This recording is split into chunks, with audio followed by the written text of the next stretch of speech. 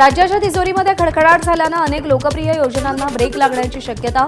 शिवभोजन थाळी यासह इतर योजना बंद करण्यावरही सरकारचा विचार सुरू. लाडकी बहीण योजनेच्या प्रसिद्धीसाठी पुन्हा कोट्यवधींचा खर्च. माहिती व जनसंपर्क विभागानं तयार केलेल्या माध्यम योजनेला मंजुरी. लाडकी बहीण योजना सत्तेत येण्यासाठी होती, लाडक्या बहिणीसाठी नव्हती. बच्चू कडूंची टीका. तर पैसे द्यायच्या आधी पात्र ठरवायचं की पैसे दिल्यावर पात्र ठरवायचं, हा मोठा प्रश्न. बच्चू कडूंचा हल्लाबोल.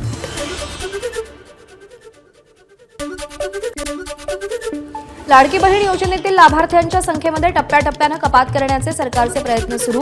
रोहित पवारांचा दावा. निवडणुकीच्या तोंडावर मतांसाठी लाडक्या बहिणींचा वापर केल्याची रोहित पवारांची टीका.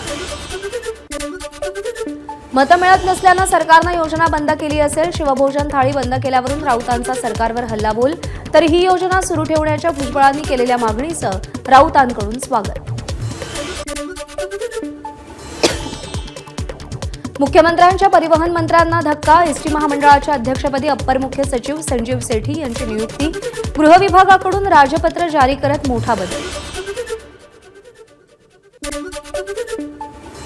वर्षा गायकवाड यांची खासदारकी कायम. निवडणुकीला आव्हान देणारी याचिका उच्च न्यायालयानं फेटाळली. कॉमेडियन प्रणित मोरेला मारहाण केल्याप्रकरणी 10 ते 12 जणांविरोधात गुन्हा दाखल. सोलापूरमध्ये अभिनेता वीर पहारियावर विनोद केल्याप्रकरणी प्रणितला मारहाण करण्यात आली होती. राहुल सोलापूरकर यांच्या घराबाहेर सलग तिसऱ्या दिवशी पोलिसांचा मोठा बंदोबस्त. काल रात्री पोलीस अधिकाऱ्यांनी सोलापूरकर यांच्या परिवाराची भेट घेतल्याचीही माहिती. मालेगावात अभिनेता राहुल सोलापूरकरच्या बॅनरला जोडे मारत आंदोलन. शिवरायांबद्दल केलेल्या वक्तव्याच्या निषेधार्थ शिवप्रेमींनी आंदोलन केलं. आर्थरोड कारागृहामध्ये सैफ अली खान प्रकरणातील शरीफुल इस्लामची ओळख परेड. सैफच्या घरातील 2 महिला कर्मचाऱ्यांनी आरोपीला ओळखलं. जीबीएस संदर्भात आज आरोग्य विभागाची महत्त्वाची बैठक होणार. बैठकीमध्ये नियमावली संदर्भात चर्चा होणार. पुण्यामध्ये जीबीएसच्या 4 नवीन रुग्णांची नोंद. एकूण रुग्णसंख्या 170 वर. 20 ते 29 वयोगटातील सर्वाधिक 38 रुग्ण. पुण्यात जीबीएसचा फैलाव पाण्यामुळेच होत असल्याचं एनआयव्हीच्या अहवालातून समोर. लागण झालेल्या 26 रुग्णांच्या घरातील पाणी अस्वच्छ असल्याची माहिती. नंदुरबारमध्ये जेबीएसचे 2 रुग्ण. एकाची प्रकृती चिंताजनक असल्याची माहिती. संख्या वाढल्यामुळे आरोग्य विभाग सतर्क. 20 आयसीयू बेड तयार करणार. 10वी आणि 12वीच्या बोर्डाच्या परीक्षा 13 फेब्रुवारी ते 18 मार्च दरम्यान घेतल्या जाणार. मुंबईच्या 871 परीक्षा केंद्रांवरती परीक्षा होणार. कृषी विभागानं जास्त दरात बॅटरी ऑपरेटेड स्प्रेयर्स खरेदी केल्याचं समोर. एबीपी माझाच्या रियालिटी चेकमधून धक्कादायक बाब उघडकीस. शेतकऱ्यांच्या बळकटीकरण योजनेच्या खरेदीमध्ये 350 कोटींचा भ्रष्टाचार झाल्याचा दमानियांचा आरोप. धनंजय मुंडेंच्या कार्यकाळात भ्रष्टाचार झाला. दमानियांचा घणाघात.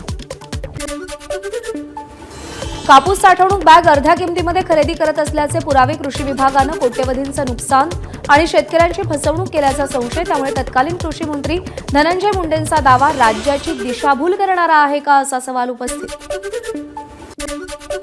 कृषी खात्यातील घोटाळ्याबाबत काही माहीत नाही. कृषी मंत्री माणिकराव कोकाटेंची प्रतिक्रिया. या संदर्भात नेमण्यात आलेल्या व्ही राधा समितीच्या शिफारसीवर बोलण्यासही कोकाटेंचा नकार. कृषी साहित्य खरेदीवरती अंजली दमानियांना शेतकऱ्यांचं पत्र. हे पत्र दमानियांकडून ट्विट. खरेदी केलेले हँडस्प्रे, नॅनो युरिया, नॅनो डीएपी कुठे गेले? केवळ कागदावरच देणं घेणं झालं का? पत्राद्वारे शेतकऱ्यांचा सवाल. बीडच्या धारूर इथं वाल्मिक कराडशी संबंधित बातम्या पाहिल्यानं तरुणाला बेदम मारहाण. धनंजय मुंडे आणि वाल्मिक कराडच्या बातम्या पाहिल्या तर तुझाही संतोष देशमुख करू. मारहाण करणाऱ्यांची तरुणाला धमकी. आरोपी वैजनाथ बांगर आणि अभिषेक सानप या दोघांकडून कृष्णा आंधळेला वाढदिवसाच्या शुभेच्छा देणारा स्टेटस. पोलिसांकडून कारवाई केली जाणार. कराडच्या बातम्या बघितल्यानं कृष्णा आंधळेच्या मित्रांकडून तरुणाला मारहाण केल्याचं प्रकरण. मारहाण झालेल्या तरुणाला डोक्याला गंभीर दुखापत असल्यानं लातूरच्या रुग्णालयात हलवलं. एबीपी माझा, उघडा डोळे बघा नीट.